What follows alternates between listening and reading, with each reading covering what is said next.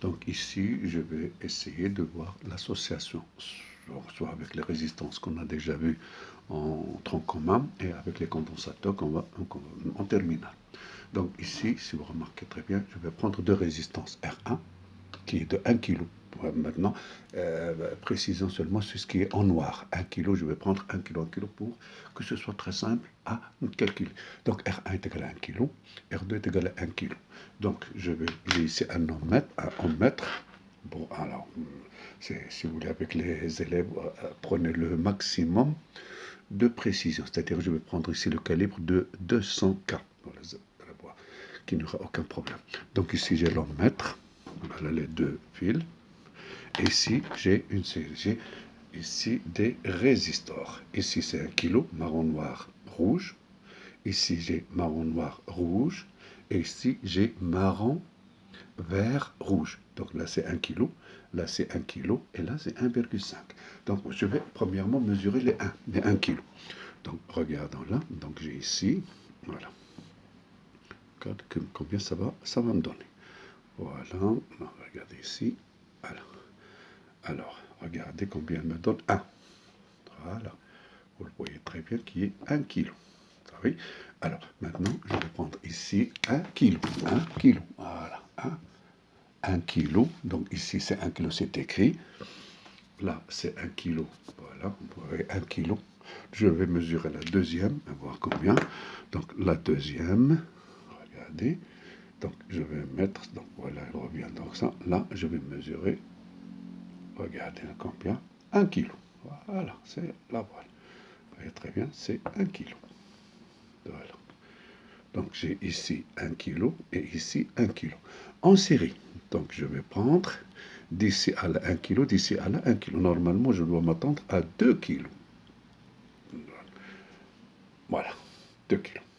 Exact. C'est bon. Donc, je vais prendre 2 kg. 2 kg. Kilo homme. Voilà.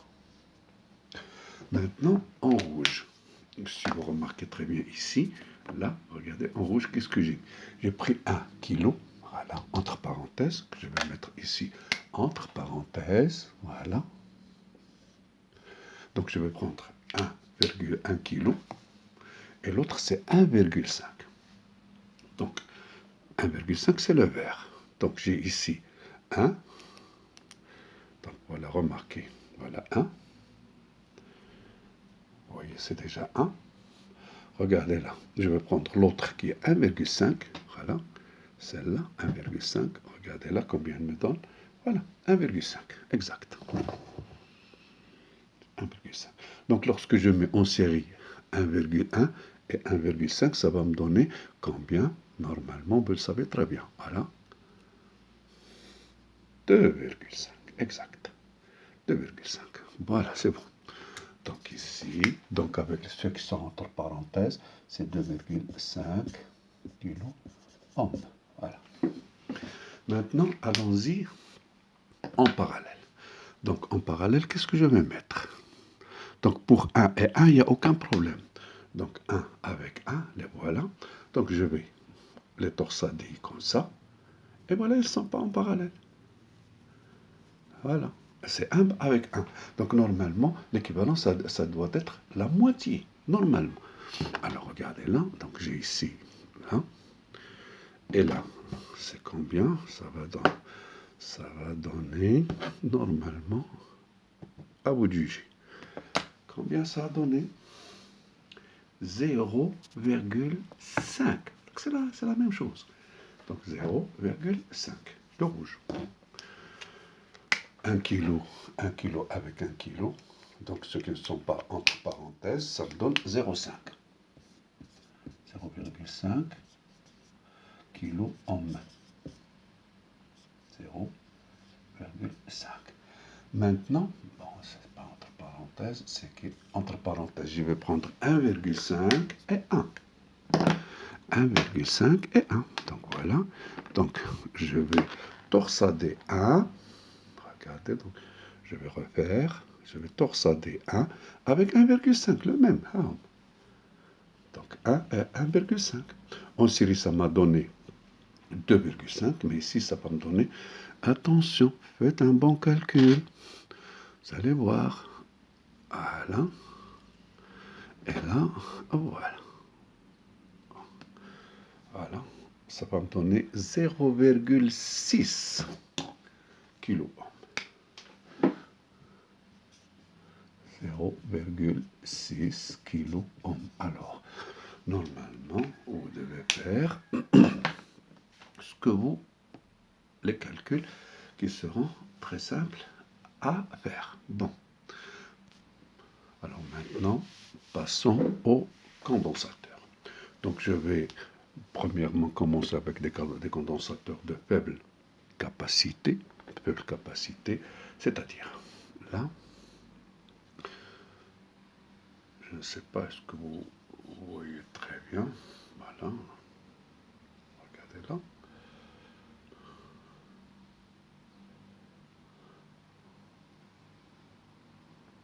Je vais vous lire ce qui est écrit ici. C'est écrit 5, 6, 2H, c'est-à-dire la valeur, donc c'est pas un problème. 5, 6H, regardez là, il est ici. 5, 6, 2. Voilà, ce qui est écrit ici, c'est 5, 6, 2. Laquelle c'est-à-dire le premier chiffre significatif, deuxième et l'exposant. Donc 56 fois 10, 2 en picofarad. C'est H à peu près 10% de tolérance. Donc c'est 56 fois 10, 2, donc c'est 5600 picofarad, c'est 5,6 nanofarad. Ça, c'est le plus grand. Le plus petit, c'est écrit, donc je vais vous le lire, c'est écrit 8, 2, 2. Voilà. C'est écrit 8, 2, 2. C'est-à-dire 82 fois 10 à la puissance 2. Donc 8220 picofarad. C'est-à-dire à 8,2 ou 22 nanofarad. Donc, on va. Ça, c'est ce qui est écrit. C'est. En faisant pas attention à la tolérance. Deuxièmement, est-ce que c'est neuf ou non? Et ça dépend des conditions de fabrication. Pour le civil, donc c'est pas grand-chose. En tout cas, maintenant, le matrix. Donc, je vais l'utiliser en capacimètre. Donc, voilà, ici, c'est CX. Voilà, ici, c'est CX. Donc là, il fonctionne comme un capacimètre. Bon, ici, j'ai mis à 200 nanos. C'est-à-dire, puisque je vais faire des mesures en nanos, prenez le plus grand échelle. Donc là, je vais prendre le premier de 5,6. C'est le plus grand. Voilà. Donc là, ils ne sont pas polarisés, donc il n'y a aucun problème. Le plus ou moins, c'est la même chose. Voilà. Regardez là. Vous voyez, il m'a donné 5,6 nanos. C'est bon, il n'y a aucun problème. Je vais mesurer l'autre. J'enlève ici, je vais le mettre là. Il me donne, on a dit 8, voilà, 8,2 ici, c'est 8,3, 8,4. Bon, petite tolérance, il n'y a pas de problème. 8,3, souvenez-vous. Donc maintenant, qu'est-ce que je vais? Je vais mettre en série. Ça c'est au milieu, donc regardez là, je vais les mettre en série. Ici, c'est pas polarisé, donc il n'y a aucun problème.